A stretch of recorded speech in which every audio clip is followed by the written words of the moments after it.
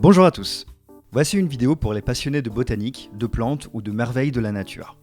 Lisbonne a de nombreux jardins sur lesquels nous avons déjà fait une vidéo. Intéressons-nous maintenant aux espèces emblématiques de la capitale portugaise. Alors on ne peut pas l'appeler un arbre, c'est pas vraiment un arbre le dragonnier, c'est une plante herbacée qui a un port arboré, parce qu'il y a une sorte de tronc et puis après il y a des branches qui ne sont pas des branches, c'est une sorte de yucca on va dire. Et dans Lisbonne il y en a vraiment partout, c'est-à-dire tout ancien couvent, tout ancien monastère, tout ancien jardin de palais a un ou plusieurs dragonniers. Après bien sûr il y a un autre arbre qui est de prestige on va dire, parce qu'on le voit de très loin. Et donc là, c'est un arbre qu'on va trouver dans les campagnes, mais qui a aussi beaucoup à Lisbonne, c'est l'araucaria. Celui qui a un tronc avec des branches très petites et qui monte en colonne. On l'appelle l'arbre de Cook, parce que c'est James Cook qui l'a noté en premier pendant son voyage. Et dans Lisbonne, on en voit un peu partout, aussi bien dans les jardins privés que dans les jardins publics. Après bien sûr il y a les arbres qui sont des phénomènes de la nature qui montrent un peu qu'on peut avoir des plantes très exotiques, notamment les figuiers d'Australie, donc ces fameux ficus qui font des racines énormes, où les gamins ils rentrent carrément dans les racines. Et ça c'est vraiment un privilège en Europe, on est encore en Europe. Donc celui-là il est assez emblématique aussi, donc énorme, géant.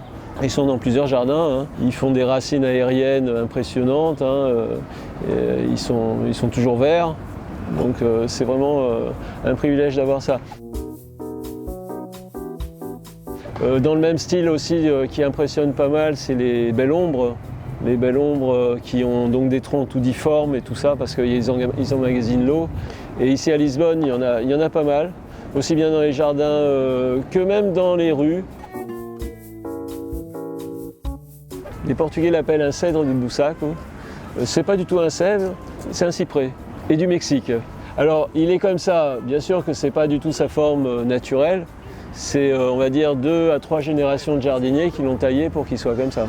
Il y a toujours cette idée, il faut de la fraîcheur, il faut de l'ombre, 250 jours d'ensoleillement à Lisbonne par an, donc c'est quand même important d'avoir de l'ombre. Aussi, celui qui est indispensable à parler, c'est quand même le jacaranda, qui vient aussi de l'hémisphère sud comme le capoquier, mais qui va faire les fleurs dans notre printemps, donc essentiellement en avril-mai. Certains jacarandas quand même se rappellent qu'ils viennent de l'hémisphère sud, donc ils vont faire 2 fois des fleurs.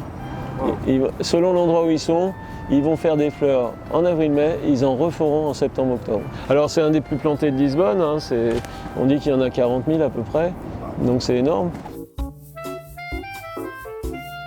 C'est facile, dès l'instant que vous voyez un arbre qui a un tronc qui est lisse comme une peau d'éléphant, c'est un mycocoulier. Il est très apprécié parce que c'est un arbre qui s'adapte très très bien à une ville et qui ne va pas abîmer les trottoirs parce qu'il a une racine pivotante. Il peut être énorme mais il n'abîmera rien. Il va donner beaucoup d'ombre en été et en hiver il perd ses feuilles.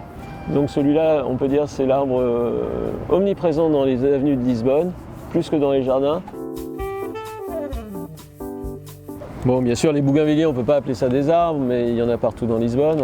C'est aussi une image de Lisbonne colorée. Ils sont tout le temps en train de refaire des nouvelles fleurs et tout ça. Alors c'est un peu salissant, mais c'est très ornemental, ça c'est magnifique. On peut dire aussi que ça fait partie des jardins de Lisbonne, comme les jasmins, comme les roses grimpantes. Tout ça, c'est des plantes qu'on trouve facilement. Mettez un pouce si la vidéo vous a plu ou laissez un commentaire. Vous pouvez aussi vous abonner à notre chaîne, cela nous motivera à faire encore mieux la prochaine fois. Soyez curieux et bonne balade.